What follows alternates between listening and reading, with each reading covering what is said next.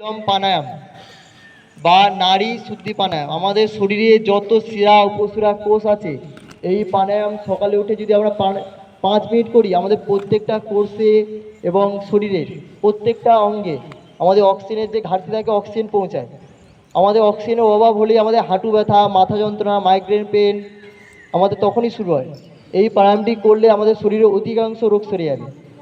এবার 2 নম্বর প্রাণায়ামের নাম হলো শীতলী প্রাণায়াম। তাহলে স্পিড সহকারে বসবো। প্রথমে জিভটাকে আমরা গোল করে বার করবো সবাই। জিভটাকে গোল করে বার করে জিভ থেকে বায়ুটাকে ভেতরে প্রবেশ করাবো। সবাই জিভটাকে গোল করে বার করি এবং জিভ থেকে বায়ুটাকে ভেতরে প্রবেশ করাই। এবার দুটো ঠোঁট এক জায়গায় করে, সবাই কেউ দম ছাড়বো না, শ্বাস ছাড়বো না, থুতনি গলার সঙ্গে টাচ করে, দম আসছে থুতনি গলার সঙ্গে টাচ করে রাখবো। এবার ধীরে ধীরে মাথা তুলবো এবং নাক থেকে শ্বাস ছাড়বো ধীরে ধীরে। তাহলে এইটা হলো একটা প্রক্রিয়া। এরকম আমরা 3বার করবো। আর একবার জিভটাকে গোল করে বার করি, আবার দুটো ঠোঁট এক জায়গায় করে থুতনি চেপে দম আটকে ধরে থাকবো।